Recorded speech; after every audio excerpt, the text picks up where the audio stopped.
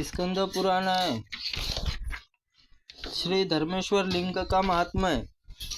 ऐसा कहकर परम सुखदायक भगवान शिव ने अपने हाथों से धर्मराज को स्पर्श किया और उससे कर स्पर्श जनित सुख आनंद मग्न धर्मराज ने महादेव जी से क्या, सर्वज्ञ करुणा निधान ईश्वर, जब आपका प्रत्यक्ष दर्शन मिल गया है तो मुझे किसी दूसरे की वर की क्या आवश्यकता है। नाथ, जिस वेद की भांति नहीं जानते तथा वेद पुरुष ब्रह्मा विष्णु भी नहीं जानते, उनमें भी यदि वर पाने योग्य हूँ तो यह प्रार्थना करता हूँ कि जो पक्षी मधुर बोलने वाले बच्चे जिनका कि मेरे समान जन्म हुआ है, इनकी उत्पत्ति के समय रोग पीड़ित हो, इनकी माता शुक की मृत्यु प्राप्त हुई है, इनके पिता शुक को बजाने खा डाला है, अनाथनाथ मेरे द्वारा रक्षित इस असहाय बच्चे को आप वरदान दीजिए। अगस्त जी, इस प्रकार धर्मराज का परोपकार युक्त निर्मल वचन सुनकर शंकर जी ने उन पक्षियों को बुलाया और कहा, पक्षियों तुम बोलो, तुम्हारे लिए कौन सा वरदान देना चाहिए। पक्षी बोले, संसार बंधन से नाश कराने वाले परमेश्वर आपको नमस्कार। अनाथनाथ सर्वज्ञ त्रिनेत्र पक्षी योनि में जन्म लेकर जो भी प्रत्यक्ष दर्शन कर सके तथा आपकी कृपा दृष्टि भाजक हो सके, इनमें बढ़कर मनोवांछित वर क्या हो सकता है। गिरीश, लोक उधम करने वाले लोग सदा सैकड़ों लाभ मिला करे, परंतु सबसे महान लाभ यही है कि आपका प्रत्यक्ष दर्शन हो। नाथ, यह सब कुछ दिखाई देता है, सब क्षणभंगुर है, एकमात्र आप ही अविनाशी है, आपकी आराधना अक्षय है। इन तपस्वियों की हुई आपके लिंग पूजा देखने से इस समय अपने विचित्र विचित्र करोड़ों जन्मों का स्मरण हो आया है। महेश्वर हमें दीर्घ काल तक देव योनि का सुख प्राप्त किया है, लीला पूर्वक सहस्त्र दिव्यांगनाओं से उपभोग किया है। असुर दानव नाग राक्षस किन्नर विद्याधर गंधर्व योनि में भी हमें प्राप्त है। मनुष्य योनि जन्म लेकर राज्य का भी उपभोग किया है। जल जलचर स्थलचर भी हमें होना पड़ा है, परंतु शंभो, इस योनि में भी उस योनि के किसी तीसरी योनि में भटकते हुए हमने कहीं भी किंचित मात्र सुख नहीं पाया है।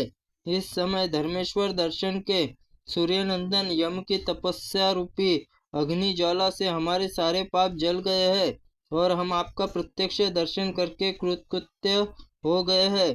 भगवान, आप हमें वह ज्ञान प्रदान करें जिससे मायामय बंधन से बंधे हुए हम लोग उससे मुक्त हो जाए।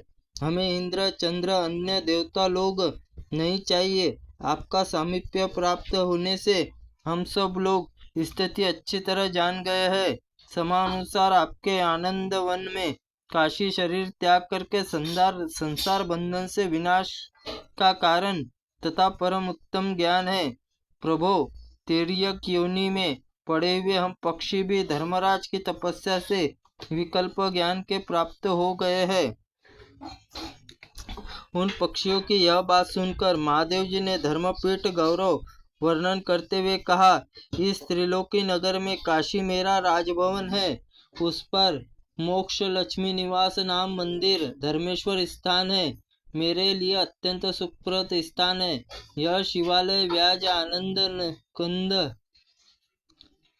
आनंद कंद का कोई अंकुरी भूमि पर फोड़कर प्रकट हुआ है। उपनिषद वाणी द्वारा जिस निराकार परम ब्रह्मा वर्णन किया गया है वही मैं हूँ। अपने भक्तों पर कृपा करके साकार रूप में प्रकट हो गया हूँ। उसमें दक्षिण दिशा मोक्ष लक्ष्मी धाम स्वरूप मेरा मंडप है, मैं सदा वहाँ स्थित रहता हूँ। मेरा सभा मंडन दरबार पृथ्वी पर यह निर्वाण मंडप के नाम से प्रसिद्ध है। वहाँ रुचा और भली भांति जप करने वाले संपूर्ण मनुष्य वेदों का पाठ फल पाता है। जो मुक्ति मंडल षडक्षर मंत्र एक बार भी उच्चारण कर लेता है वह रुद्राध्यान कोटि बार बार जप करने का फल पा लेता है। जो लोग पुराण निष्काम भाव से मेरे मंदिर के धर्मशास्त्र पुराण और इतिहास पाठ करता है वह मेरे लोकों में निवास करता है। मेरे मंदिर पूर्व भाग में जो ज्ञान मंडप है वहाँ सदा मेरा ध्यान करने वाले सत्पुरुषों को मैं ज्ञान और उपदेश देता हूँ। यहाँ काशी पग पग पर अनेक सिद्धिपीठ है, परंतु धर्मेश पीठ पर कोई भी कोई और ही शक्ति है, उन सब में श्रेष्ठ है। जहाँ छोटे शुको शावक त्रास त्रास रक्षा करो उच्चारण करते हुए मेरे सपुदेश निर्मल ज्ञान का भाजन हो गए। सूर्य नंदन, धर्म आज्ञा से तुम्हारे उत्तम तपोवन धर्मेश्वर पीठ कभी त्याग नहीं करूंगा। देखो, मेरी कृपा से शुक पक्षी दिव्य विमान पर बैठकर मेरे परम धाम को जा रहे। देवेश्वर भगवान शंकर के ऐसा कहते ही कैलाश शिखर के समान एक विशाल दिव्य विमान आ पहुंचा और वे निर्मल पक्षी दिव्य रूप धारण करके उस विमान पर बैठ गए और धर्मराज से पूछकर कैलाश पर्वत पर चले गए। त्रुटिपूर्ण वाक्य के लिए भगवंत आप हमें क्षमा करें। ओम नमः शिवाय नमः। ओम स्कंद पुराणाय नमः।